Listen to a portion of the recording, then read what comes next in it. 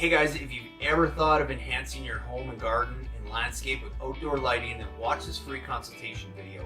This is the same free consultation video that we offer to all our clients who are looking for help with their DIY landscape lighting projects.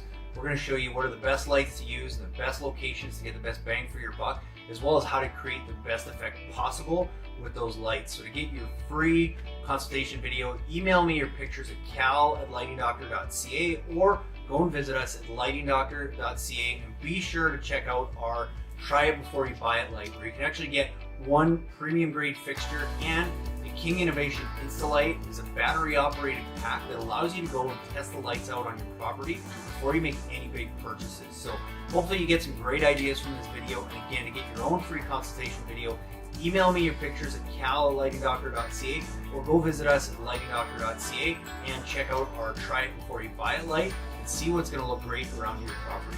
Enjoy the video, and I'll see you again after.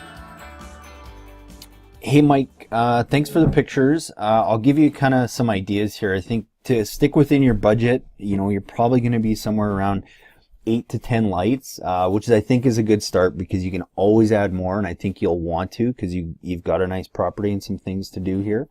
What I would say is it's going to be tough to light a lot of the pines within that budget. The reason being is because it's very tough to use an upper and accent light and have it at the base here and get any light up in there. I just find it never quite works very well because the tree moves away from it. So your best way is to get a light back here, but you don't want to put a light like that in the grass, because then you're gonna have to maintain around it. So usually what we'll do in those cases is put like an in-ground light, so we can get it further back and really shoot onto there.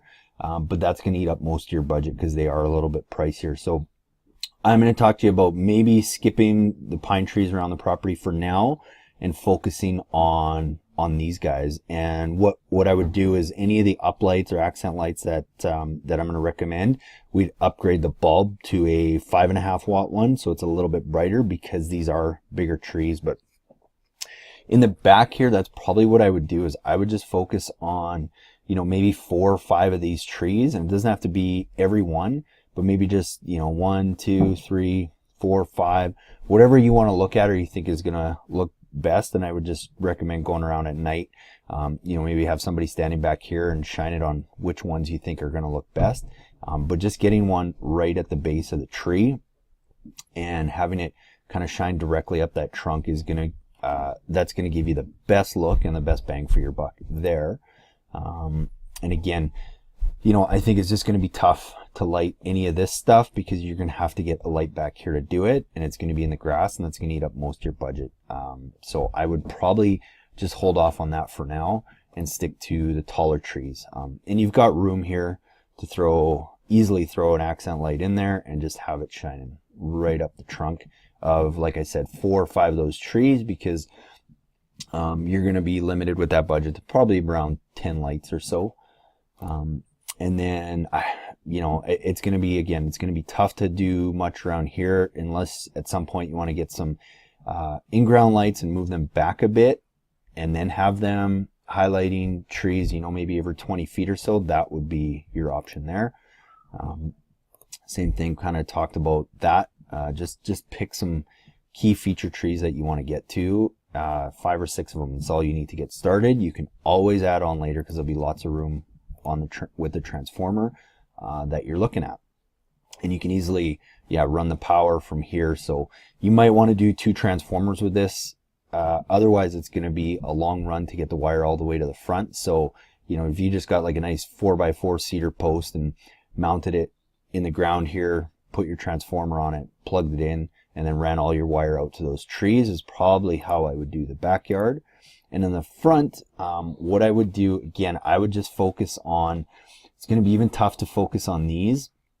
So I would focus on the maple here, and then the ones you have on the other side of the driveway, kind of in this garden area.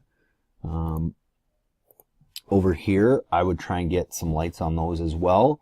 So that's going to give you about 3 uplights. That's what I would do. And then if you wanted to add a little bit more, you might want to add maybe 2 path lights in here. I don't think you need more than 2. That would give you plenty of plenty of light, a nice little look. It's not going to light it up, but it gives a really nice little ambiance. So you might want to just throw 2 extras in there. And then if you wanted to, on this area here, you know, you might want to maybe throw 1 or 2. You could throw an accent light that's going to light that up, but I think it's going to kind of be a waste because it's going to be difficult to do any of these areas, and it's just going to be one area that's lit up. So just for balance, I would probably just do 2 path lights there, light up those 3 maple trees, and in the back 5 or 6 lights. And like I said, you can always add more, and it looks like your power source for the front would probably be somewhere over here, so you can have your transformer on the side and easily run the wire along here to that front. And then that's the only other question, is how do we get power over here? Let's see if I'm looking at this right. Oh yeah, maybe from the shed. So maybe that's a better plan, is you actually have your transformer on the shed that feeds all these trees and feeds that front section. And then if you have the other transformer, I think, or the power was somewhere on this side, somewhere over here anyway, then you can just run it to the front. So hopefully that helps. I'll send you roughly a kit that you could do that with, and yeah, we can chat over the phone here too. But have a look at this video first, and then we'll chat and we can discuss some options. Okay, thanks, Mike. Hey guys, thanks so much for watching that video. I hope you guys got some great ideas for your own do-it-yourself landscape lighting projects. If you want your own free consultation video, like I said before, email me your pictures at cal@lightingdoctor.ca, or go and visit us at lightingdoctor.ca, and be sure to check out our Try It Before You Buy It light, again, where you get 1 premium grade fixture and a King Innovation Instalight battery operated demo kit that you can go and test those lights out on your property before you make any big purchases. So I hope to see you guys again soon, and again, go get your free consultations by emailing your pictures, or visit us at lightingdoctor.ca. Thanks so much for watching. Hey guys, it's Cal from the Lighting Doctor here. Going to shoot this really quick video how to easily install low voltage landscape lighting. So the first step is to start with our lights. I strongly recommend going with LED, and what we do to help keep the cost down is we buy good quality halogen fixtures and simply replace them with drop-in LED bulbs. And if you have a existing landscape lighting system, you can do this with most of your halogen systems too. It's as easy as popping the top and replacing your halogen bulbs with LED. And the same with our path lights. Find a simple bi-pin T3 LED light and replacing the existing halogen bulb with an LED will give you 30,000 plus hours of life out of that light. So highly recommend you go with LED.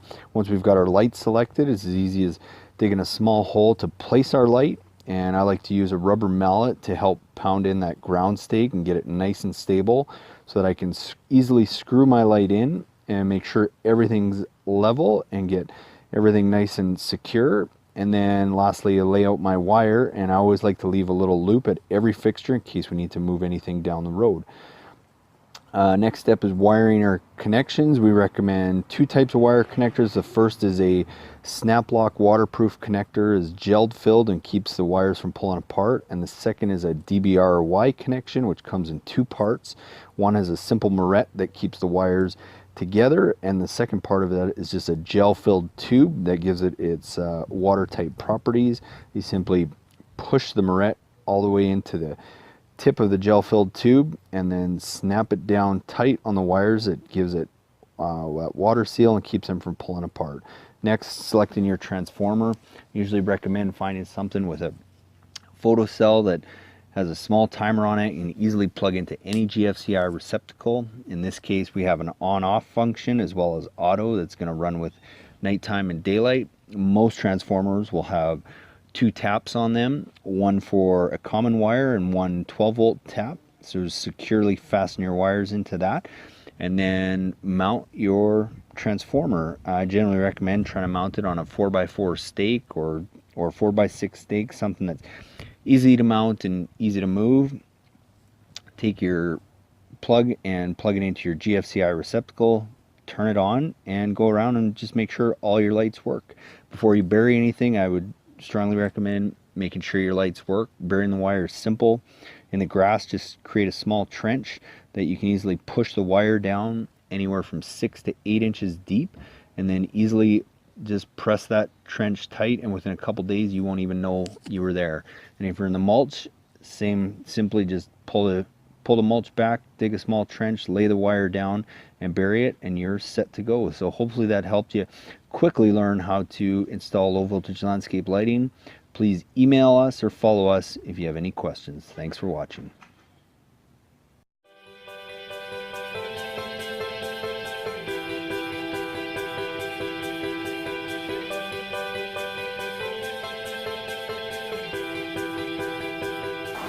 Just want to explain a little bit about the transformers. So basically the brains of your system. After you've placed your lights and you know what kind of lights you're going to use, the next step is determining what size transformer you're going to use.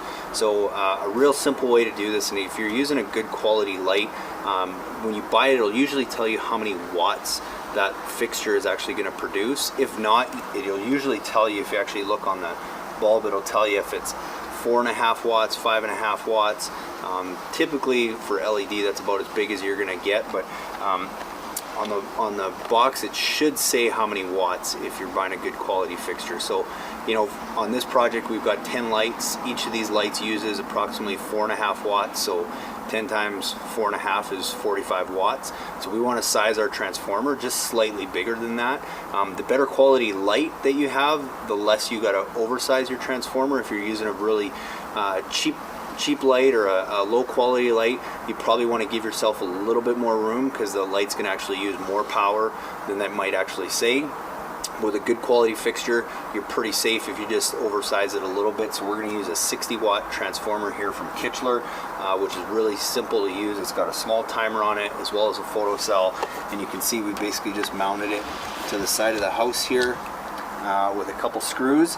And once we get all our wire laid out, we're going to wire those into here. And then something we've done to kind of take it to the next level and make this Wi-Fi is we've added something called it's from Weon. It's a outdoor Wi-Fi timer switch that we use with a lot of our transformers, as well as you can use it with Christmas lights or whatever. And how we use this is basically we just plug this into our GFCI receptacle, and then we plug our transformer directly into that.